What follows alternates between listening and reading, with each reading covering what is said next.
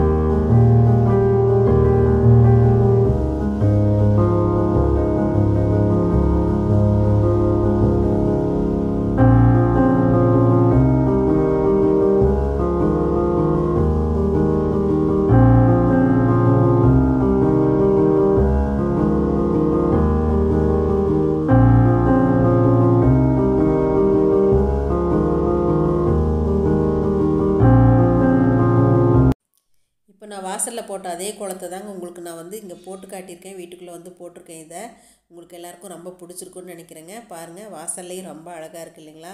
கண்டிப்பாக நீங்களும் இந்த மாதிரியெல்லாம் சின்ன சின்ன கோலம் போட்டு உங்கள் வீட்டை அழகுபடுத்துங்க. இந்த மார்கழி மாதத்தில் மற்ற நாட்கள்லையுமே கோலம் போடுங்க. கோலம் போடுறது மனசுக்கு ரொம்ப ரம்மியமாக இருக்குங்க, மகிழ்ச்சியை கொடுக்குங்க.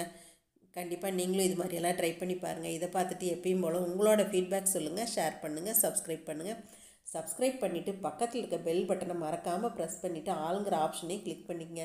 அப்போ தான் நான் போடுற வீடியோஸ் எல்லாமே உங்களுக்கு உடனுக்குடன் வந்து சேருங்க. தேங்க்யூங்க. மறுபடியும் சந்திப்போம்.